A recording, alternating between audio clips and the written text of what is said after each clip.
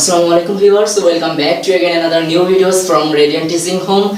Today I am going to discuss one of the most important topic of basic English grammar, that is passive to active.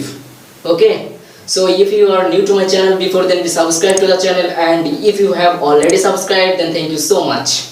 So come back to intro.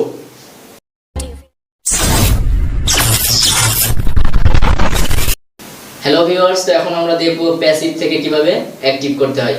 Okay, so আমরা first যে সেন্টেন্সটা আছে সেটা দেখি। তো first যে সেন্টেন্সটা আছে সেটা হচ্ছে a letter is written by him. A letter is written by him. So এইটা করতে গেলে আমাদের যে স্ট্রাকচারটা মনে রাখতে হবে সেটা হচ্ছে by এর পরের অংশ। প্রথমে আমাদের কি বসাতে হবে? যখন আমরা প্যাসিভ ভয়েস থেকে অ্যাক্টিভ ভয়েস করব তখন প্রথমে আমাদের বসাতে হবে by এর পরের অংশ। অর্থাৎ এখানে by এর পরের অংশ কোনটা? him. সো প্রথমে আমরা him বসাবো। তো যেহেতু এটা সাবজেক্টে বসবে সেহেতু এইটা সাবজেক্টিভ ফর্ম হচ্ছে he. him এর সাবজেক্টিভ ফর্ম কি? he. সো প্রথমে আমরা he বসালাম। ওকে, সো পরে হচ্ছে be verb উঠে গিয়ে সেই অনুযায়ী be verb কোনটা? is.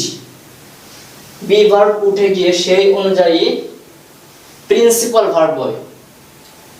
সো এইখানে প্রিন্সিপাল ভার্ব হচ্ছে written. প্রিন্সিপাল ভার্ব হচ্ছে written. সো এই writenটা এখানে হবে, বাট এইখানে written হবে না কারণ ইজটা প্রেজেন্টে যেহেতু এই writenটা আমাদের প্রেজেন্ট করতে হবে। ওকে, সো এটা পাস্ট পার্টিসিপল ফর্মে আছে, এটা প্রেজেন্ট ফর্ম হচ্ছে রাইট। সো এখন আমরা হি রাইট, যেহেতু এখানে হি আছে সেহেতু রাইট এর সঙ্গে একটা ইয়েস হবে। ওকে, সো হি রাইটস।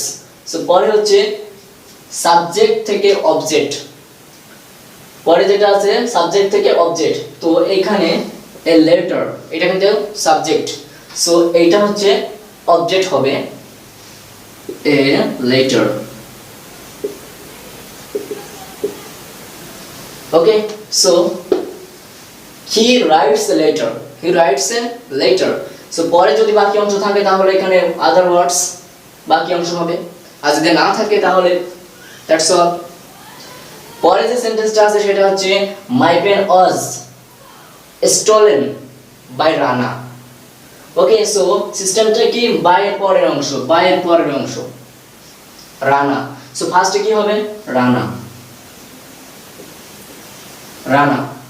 সো পরে হচ্ছে be verb উঠে গিয়ে সেই অনুযায়ী প্রিন্সিপাল ভার্ব হবে। তো এইখানে be verb কোনটা? was. প্রিন্সিপাল ভার্ব হচ্ছে stolen. সো যেহেতু এটা পাস্টে আছে সেহেতু stolen তো এখন পাস্ট পার্টিসিপলে আছে। সো এটা আমরা পাস্টে করব, তখন কি হবে? stole. ওকে, সো তারপর হচ্ছে সাবজেক্টটা হবে অবজেক্ট। সো মাই পেন, এটা হচ্ছে এখানে সাবজেক্ট, এটা হয়ে যাবে অবজেক্ট। So my pen. খুবই সহজ কিন্তু, তাই না? সো কি হলো? প্রথমে by এর পরের অংশ রানা।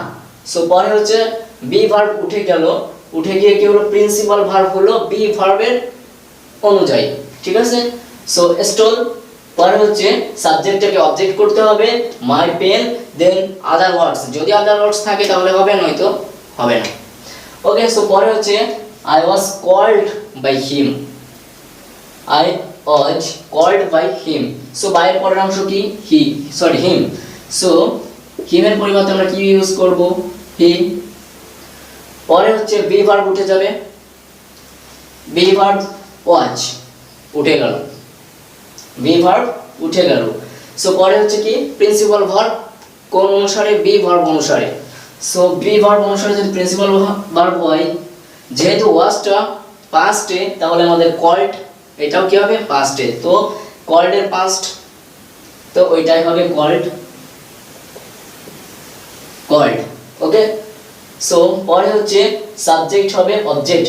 সো আইটা হবে অবজেক্ট, যেহেতু আইটা সাবজেক্টিভ ফর্মে আছে, যখন অবজেক্ট করব তখন আমরা আইটাকে আই এর অবজেক্টিভ ফর্ম ইউজ করব। সো আই এর অবজেক্টিভ ফর্ম কি? Me. So he called me. So just clear. আমার মনে হয় না এখানে কারো কোনো সমস্যা আছে। সো দেখা হবে পরবর্তী ভিডিওতে। সবাই ভালো থাকবে, সুস্থ থাকবে। আল্লাহ।